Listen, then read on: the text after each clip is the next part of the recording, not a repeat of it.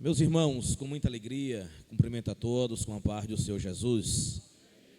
Poder sentar, nossa gratidão a Deus pela dádiva da vida, pelo privilégio de estar na sua casa, lhe adorando, lhe servindo, e pela honra de poder ser útil ao seu reino, desta feita, ministrando a sua palavra. Quero louvar a Deus pela vida do nosso pastor Arnóbio, líder espiritual deste campo eclesiástico, bem como o pastor Hernande Peixoto, que está na direção deste culto, aos nobres companheiros, meus pares, e a igreja do Senhor aqui no templo sede. Quero, com a graça de Deus, compartilhar convosco de um texto que já há um tempo está palpitando o meu coração, e eu preciso transmitir isso aos irmãos.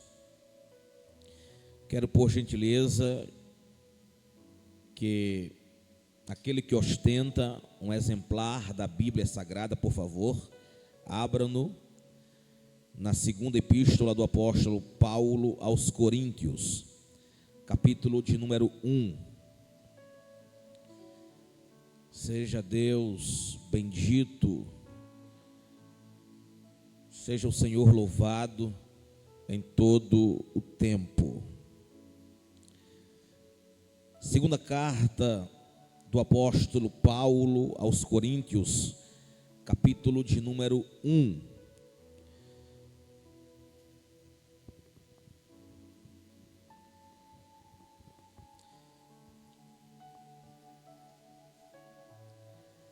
Leiamos a partir do versículo de número 3, para uma melhor compreensão da temática que estaremos trabalhando com a ajuda de Deus. Bendito seja o Deus e Pai de nosso Senhor Jesus Cristo, o Pai das misericórdias e o Deus de toda consolação. O versículo 4 diz: o que nos consola em toda a nossa tribulação, para que também possamos consolar os que estiverem em alguma tribulação, com a consolação com que nós mesmos somos consolados de Deus. Porque, como as aflições de Cristo são abundantes em nós, assim também a nossa consolação sobeja por meio de Cristo. Mas, se somos atribulados, é para a vossa consolação e salvação. Ou se somos consolados, para a vossa consolação é, a qual se opera, suportando com paciência as mesmas aflições que nós também padecemos. Versículo 7. E a nossa esperança acerca de vós é firme, sabendo que, como sois participantes das aflições, assim o sereis também da consolação. Porque não queremos, irmãos, que ignoreis a tribulação que nos sobreveio na Ásia, pois que fomos sobremaneira agravados, mais do que poderíamos ou podíamos suportar, de modo tal que até da vida desesperamos. Mas já em nós mesmos tínhamos a sentença de morte, para que não confiássemos em nós, mas em Deus, que ressuscita os mortos, o qual nos livrou de tão grande morte e livrará, em quem esperamos que também nos livrará ainda. Amém, irmãos? Com esses versículos que lemos, quero falar-lhes sobre provação desesperadora da vida. Repita comigo, por gentileza. Provação desesperadora da vida. Para o nosso preâmbulo, é importante salientar que estamos diante de uma carta, a segunda, escrita à igreja de Corinto, capital da Acaia, a mais pessoal do apóstolo Paulo. É nesta epístola que ele mais escreve a respeito da sua autobiografia. É aqui que Paulo abre o que nós podemos dizer as cortinas da alma. Os irmãos verão nesses capítulos que compõem esta carta que Paulo ele reivindica a sua plena autoridade diante dos desafios dos falsos apóstolos. No século I, quando a igreja primitiva ainda estava sendo disseminada, ainda estava o evangelho sendo proliferado, Paulo tornou-se o líder da igreja. À época, o Império Romano tinha no poder Nero, um homem muito violento, devasso, promíscuo, perseguidor da igreja. E desde aqueles tempos, os irmãos sofriam perseguições. Só que essas perseguições eram perseguições de cunho político, perseguições de fora para dentro, eram perseguições externas. E Paulo, ele tornou-se o alvo. Apesar de ter sido chamado por revelação divina, este apóstolo precisou justificar a autoridade apostólica que havia recebido. Observe que na Epístola aos Gálatas, que é a sua segunda carta mais autobiográfica, seria uma continuidade da sua defesa apostólica.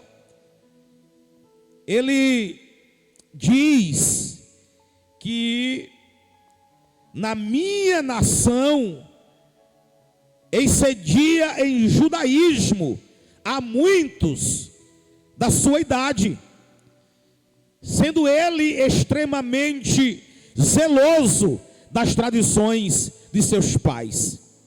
Mas quando aprouve a Deus, que desde o ventre da sua mãe o separou e o chamou pela sua graça.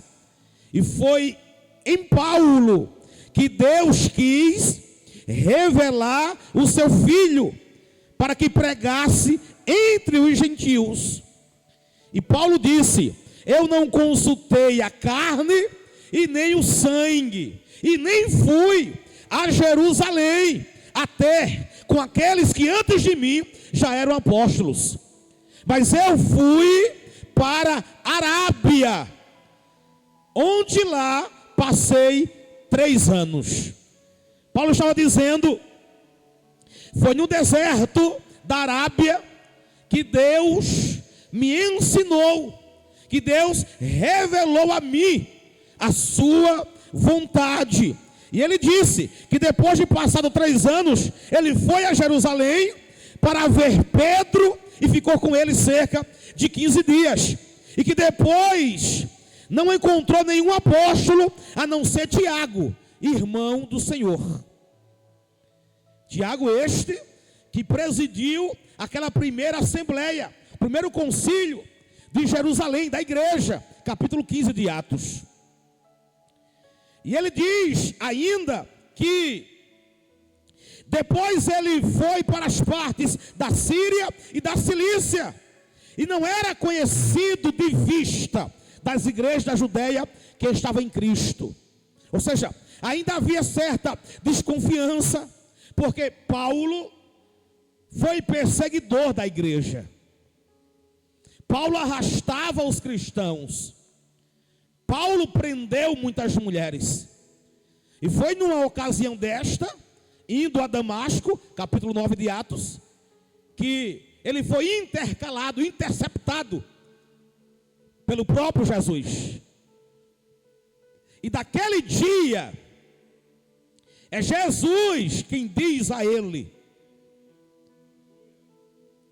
que ele seria um vaso escolhido, que ele pregaria aos gentios, que ele seria enviado às nações. Capítulo 1 de Gálatas, último versículo 23, que diz: mas somente tinha ouvido dizer, aquele que já nos perseguiu, anuncia agora a fé que antes destruía. E Paulo disse: e glorificavam a Deus a respeito de mim. Glória a Deus. Paulo agora estava tendo proeminência, evidência entre os gentios que se convertiam por meio do evangelho pregado por ele. E ele disse no capítulo 2 de Gálatas que depois, passados 14 anos, subi outra vez a Jerusalém com Barnabé, levando também comigo Tito. Quando ele começa agora a escrever e fundar e estabelecer igrejas, porque estamos falando, irmãos, do maior líder do cristianismo, estamos falando do maior plantador de igrejas, estamos falando do maior escritor neotestamentário, estamos falando daquele que Hernando Dias Lopes chama de baluarte. Contudo, quando ele estabelece igrejas, que muitos adentram e compõem o corpo de Cristo, estabelecido localmente por onde ele passava, assim foi em Corinto, em Éfeso, em Filipos, em Colossos. Vai também no meio alguns falsos cristãos, alguns falsos apóstolos, alguns falsos mestres, alguns falsos líderes. Deixa eu abrir um parêntese. Sempre existiu e sempre existirá. Não estamos livres de maneira alguma. Entre os verdadeiros há os falsos. E Paulo precisou combater isto. Paulo precisou dizer que, apesar dos falsos líderes, apesar dos falsos mestres, Deus o havia comissionado para uma tão grande obra. Glória a Deus. Paulo vai mostrar aqui na segunda carta que lemos as suas aflições mais agônicas, as suas dores mais profundas. O apóstolo fala das suas tensões mais íntimas, das suas experiências arrebatadoras. Por 3 vezes nesta carta, Paulo apresenta uma lista de sofrimentos. Vou repetir: 3 vezes Paulo apresenta uma lista de sofrimentos. Na carta de 2 aos Coríntios, E a primeira dela está no capítulo 4, versículos 7 ao 8. Glória a Deus. Olha o que Paulo diz: temos, porém, este tesouro em vasos de barro, para que a excelência do poder seja de Deus e não de nós.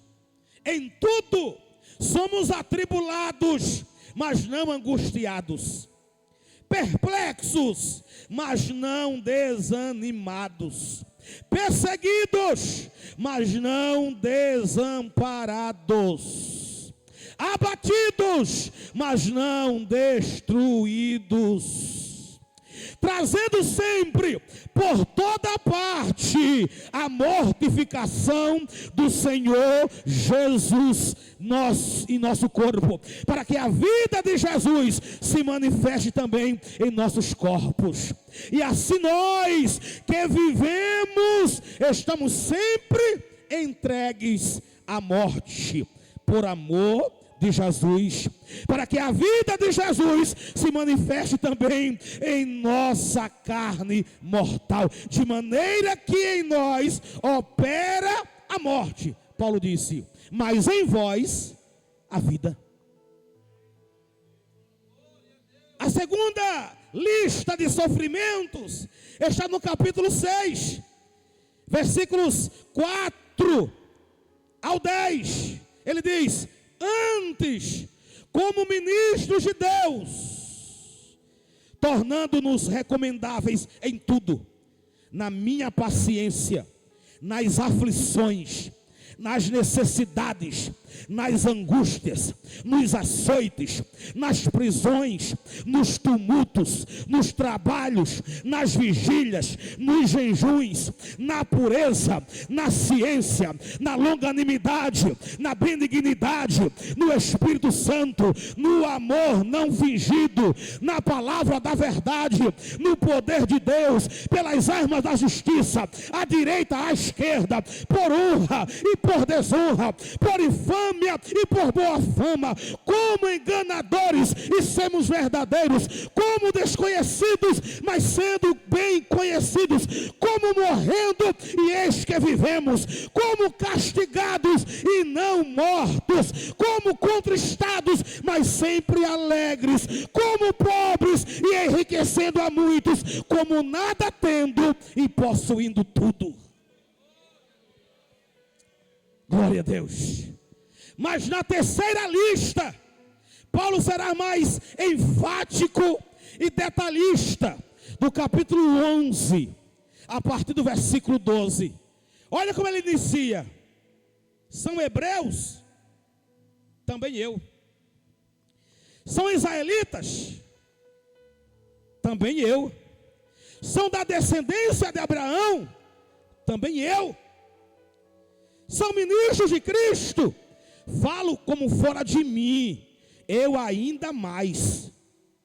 Aí ele vai listar: em trabalhos, muito mais; em açoites, mais do que eles; em prisões, muito mais; em perigo de morte, muitas vezes; recebi dos judeus 5 quarentenas de açoites, menos 1; 3 vezes fui açoitado com varas; 1 vez fui apedrejado; 3 vezes sofri naufrágio; 1 noite e 1 dia passei no abismo; em viagens muitas vezes; em perigos de rios; em perigo de salteadores; em perigos dos da minha nação; em perigos dos gentios; em perigos na cidade; em perigos no deserto; em perigos no mar; em perigo entre os falsos irmãos; em trabalhos e fadiga; em vigílias muitas vezes; em fome, sede, jejum, muitas vezes em frio e em nudez.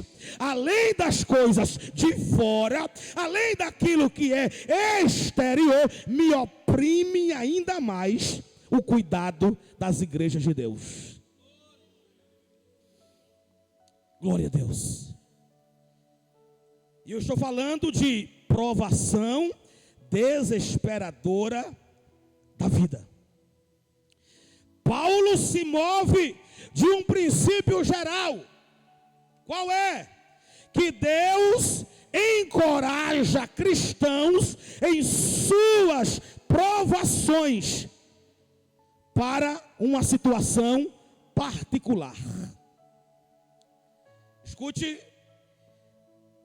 aqui o apóstolo abre espaço para contar uma dolorosa e dramática experiência vivida na cidade de Éfeso, capital da Ásia Menor. O texto que nós lemos, por favor, olhem para a sua Bíblia. Glória a Deus. Olha o que ele diz no versículo de número 8. Porque não queremos, irmãos, que ignoreis o quê? A tribulação que nos sobreveio aonde? Na Ásia. Então Paulo, ele abre espaço para contar essa experiência que ele teve na Ásia, que foi dolorosa, que foi dramática. Não temos nenhuma informação concreta dessa terrível experiência de Paulo que atravessou em Éfeso. Mas vamos destacar alguns pontos. Primeiro, diga comigo, os crentes mais consagrados estão sujeitos às provas mais desesperadoras. O crente mais consagrado, o crente mais fiel, todos estão sujeitos às mais terríveis aflições desta vida. Jesus disse: no mundo tereis aflições. Nós não somos das igrejas neopentecostais, um movimento que, de forma desenfreada, iniciou sorretariamente, devagarinho, e entrou no nosso meio. E a gente prega o evangelho light diet, de afago, de carinho. Não, precisamos formar cristãos maduros para enfrentarem as tribulações da vida. Por muitas tribulações nos importa entrar no reino de Deus. Então, a primeira lição é esta: que os crentes mais consagrados estão sujeitos às provas mais desesperadoras. Muitas vezes entramos em um beco sem saída. Eu faço aqui um comparativo com um navio afundando com excesso de carga.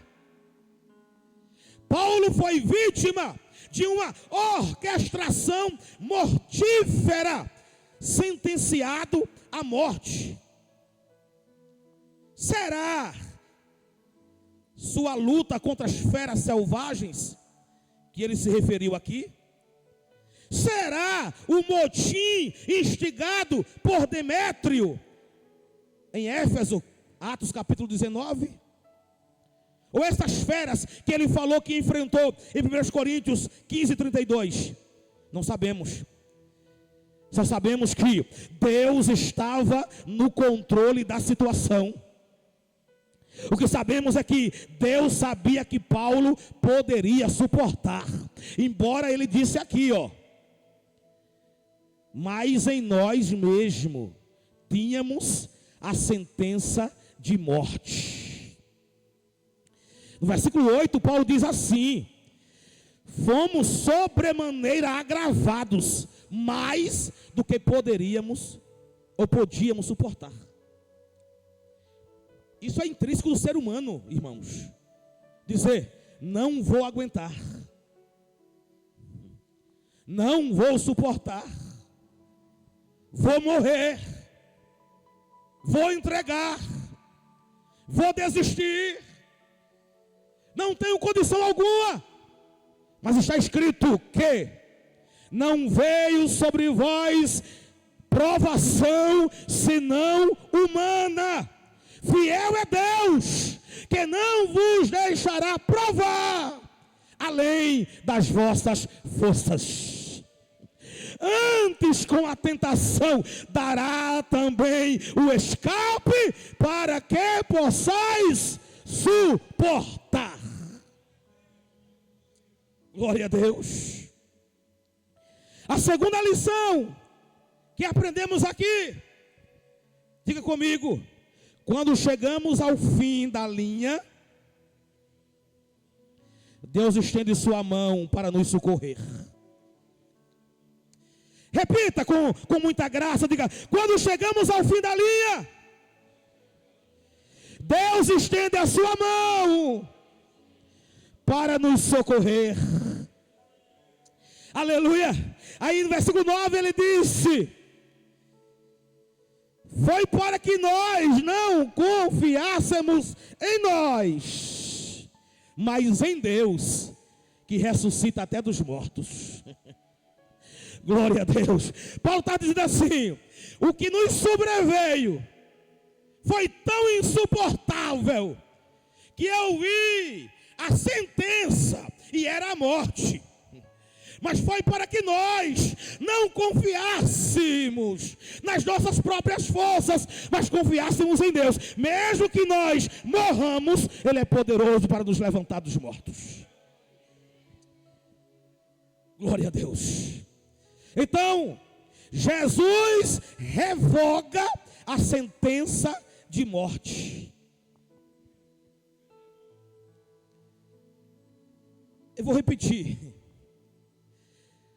Nas provações da vida, nas aflições que você enfrenta, que nós enfrentamos, que muitas vezes pensamos que vamos morrer, o Deus que te chamou para este importante negócio, o Deus que te fez promessa e estabeleceu propósito para você cumpri-lo, Ele é aquele que revoga até a sentença de morte. Glória a Deus. A situação era irreversível. A situação era humanamente perdida.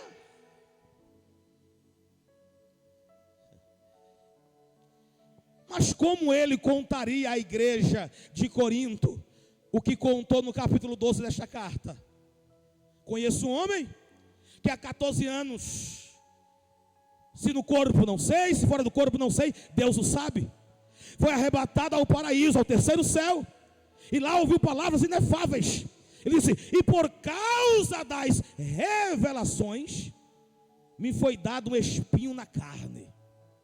Ele disse, e era como um mensageiro de Satanás, vinha para mim esbofetear.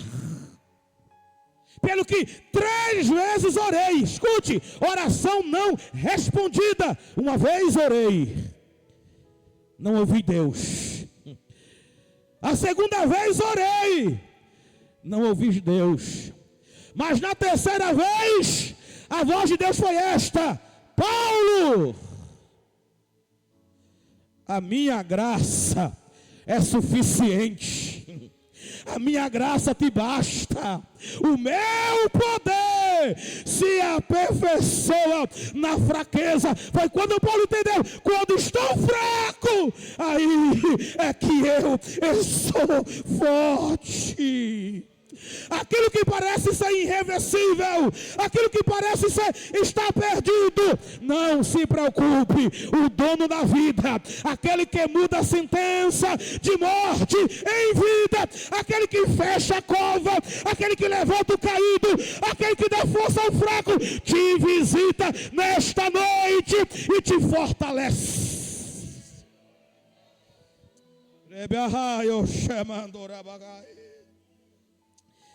Glória a Deus.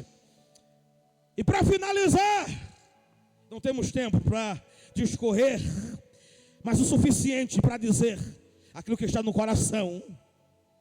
Aleluia. Diga comigo: o Deus que agiu ontem continua agindo hoje. Olha o que ele diz no versículo 10: o qual nos livrou de tão grande morte e livrará, em quem esperamos que também nos livrará ainda. Olha o que Paulo está dizendo: o que nos sobreveio na Ásia nos agravou mais do que poderíamos suportar, de modo que até da vida desesperamos. Irmãos, Paulo, que ouvia a voz de Deus de forma clara, audível, que viu Jesus nitidamente no caminho de Damasco, que teve contato direto com ele 3 anos no deserto da Arábia, aquele que recebeu a inspiração do Espírito Santo para escrever 13 livros do Novo Testamento, dizendo que estava desesperado da vida, porque à sua frente era a morte. Mas ele disse: Deus que ressuscita dos mortos nos livrou de tão grande morte. Ou seja, ele foi o Deus que agiu na vida de Paulo, lá na Ásia. Mas ele disse assim: e livrará também ainda. Ou seja, ele é o mesmo que opera ontem, opera hoje e continuará operando amanhã. O crente, ele é indestrutível. Deixa eu dizer, parece heresia, mas eu vou repetir: o crente, ele é indestrutível até cumprir o propósito de Deus na terra. Não se morre na véspera, só peru. Glória a Deus. Crente morre no dia. Glória a Deus. Escute, Deus agiu na vida de Paulo, também ele agirá na nossa vida. Ele livrou Paulo do perigo da morte, ele também livrará a tua vida. Aleluia. Fique certo disto, que apesar do desespero, apesar das provações da vida, aleluia, apesar do que parece insuportável, Deus, em quem devemos ter plena confiança, ele chegará primeiro. O teu barco chegará no porto seguro. A tua embarcação atravessará o mar da vida, e do outro lado haverá uma bandeira que você vai hastear e vai dizer: até aqui nos ajudou o Senhor, e a vitória sempre será do povo de Deus.